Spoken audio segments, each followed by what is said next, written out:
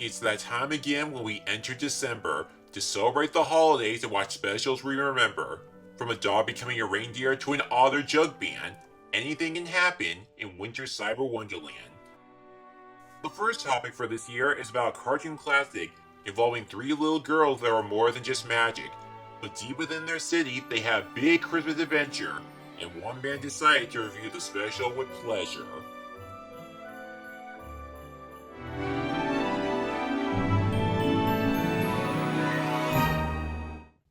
Greetings, Utonians! This is Matt Patrick. Well, we remember tons of Cartoon Network Christmas specials, from Santa teaching us about Black Friday, to a dog battling some rats with a toy nutcracker, to a blue cat creating a new holiday for January to scare away the January blues.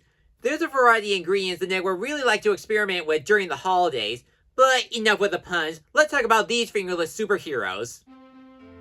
Twas the Fight Before Christmas is the Powerpuff Girls 88th episode that aired on December 23rd, 2003. When I was a kid, I was all into Cartoon Network shows like Dexter's Laboratory, Ed, Edd n Eddy, Giant Bravo, Cow and Chicken, and of course, the Powerpuff Girls. The premise is about a perfect Utonian Korean formula for the perfect little girls, but he accidentally added an extra ingredient known as Chemical X. Thus, the Powerpuff Girls were born, and they used their superpowers to fight crime and the forces of evil. We saw the good, the bad, and the oh yeah, I forgot that was a thing. Next to shows like Impossible or My Life as a Teenage Robot, the Powerpuff Girls was a very popular cartoon starring action ladies. But during the run of its course, it hit a case of seasonal rot after finishing Season 4, meaning the last two seasons were considered not very good since the show's creator, Craven Kraken, was too busy working on his next best series, Foster's Home for Imaginary Friends.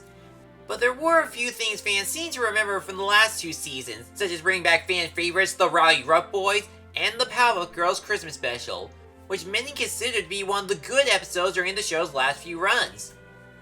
How can this be exactly? Well, let's examine this Christmas story. The city of Townsville is celebrating Christmas, and all the kids at Pokio's kindergarten start spreading their holiday cheer. As the Powerpuff Girls write their list to Santa, their Christmas celebration gets interrupted by one of the main villains from the show, Princess Morebugs. She explained that there's only one present that she wants for Christmas, to be a Powerpuff Girl. But of course, that will never happen because she did a lot of bad things for the past 4 seasons of her life. After the school bell rang and Blossom used her heat vision to melt the snow, Princess went home on her limousine. She asked her staff members if she's naughty, but they refused to answer and tried to ignore her. When she went to get a glass of water, she opened a door full of coal she had from the past Christmases, so she decided to head to the North Pole to see Santa's nice list. While that's going on, the Powerpuff Girls have a Christmas decoration race where the winner gets to put the star on top of the tree. It was a close battle, but Blossom beat Bubbles and Buttercup with her baking skills. As the girls and the professor have their Christmas vacation moment with the tree, Princess goes on her Mission Impossible adventure on sneaking into Santa's workshop. She found the nice list, but her name is not on it. It can only mean one thing: she's on the naughty list, or naughty sticky notes. Upset and frustrated over the truth, she tampered with both lists and headed back to Townsville. Later that night, bubbled her sleigh bells and thought Santa had been here. She zoomed downstairs, but the tree was empty and the cookies were left untouched.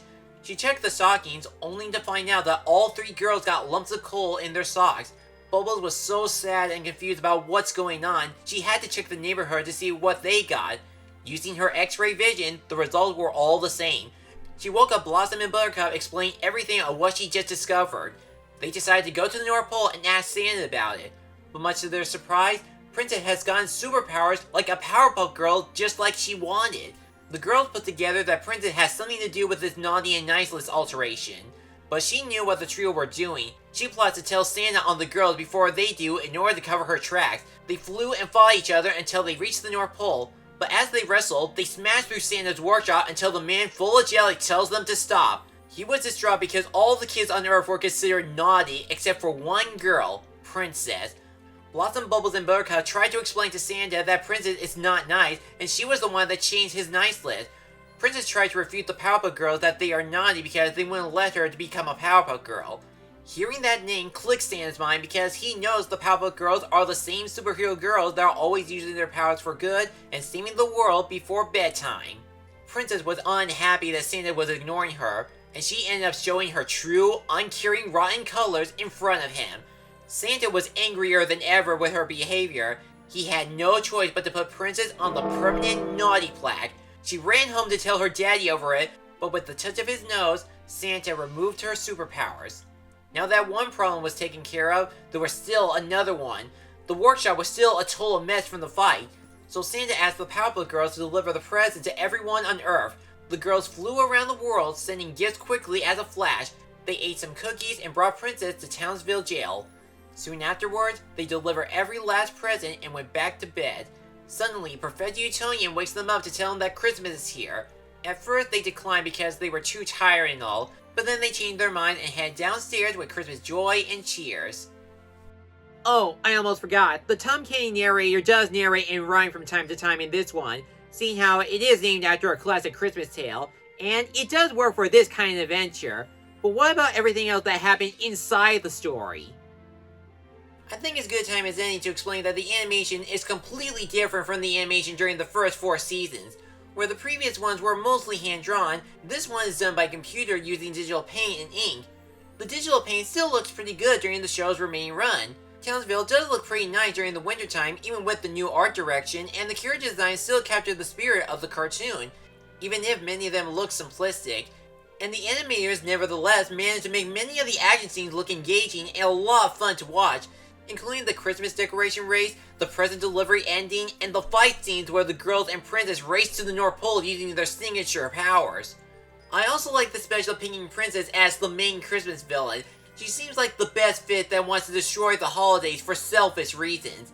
She was actually based on Veruca Salt from the book Charlie and the Chocolate Factory, but mostly reminiscing to the 1971 film. Seeing how she lives in a mansion with lots of money, her daddy gives her everything that she wants, and she's the true definition of being a spoiled brat that only cares about herself and no one else's well-being. This is why she will never become a Powerpuff Girl, even a squirrel beat her to it. Which reminds me, they also mentioned some episodes that all the evil things she did were actually from the show. And speaking about being naughty or nice, I like how this Santa is pretty intimidating. He's the kind of Santa Claus that you don't want to upset or do something bad. I can't believe that there's a third forbidden list that he had called the Permanent Naughty Flag, and it does look pretty scary with those saturated red and yellow colors. It's a list that nobody wants to be on. Also, they throw in some in-jokes and references to the real-world events on it.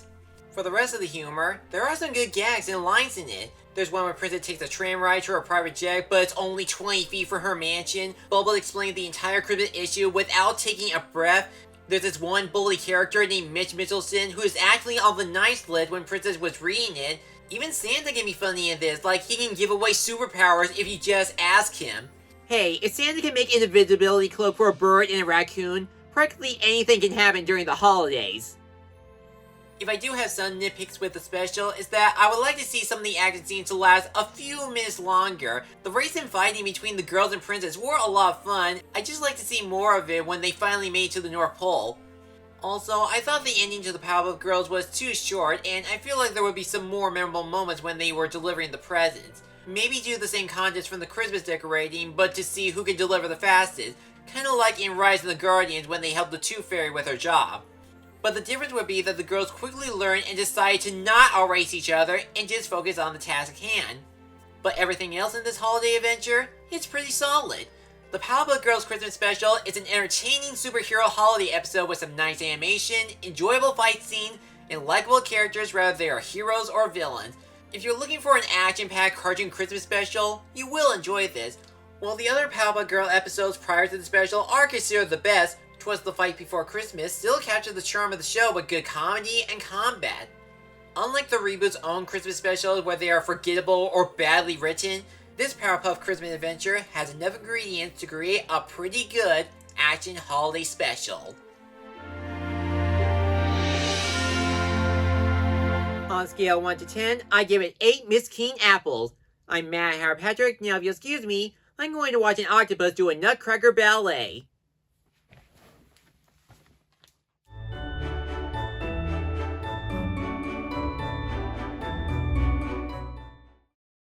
Thanks for watching this video. If you enjoyed this, check out these other videos, or feel free to like, comment, and subscribe for more upcoming reviews and other projects. I'll see you soon.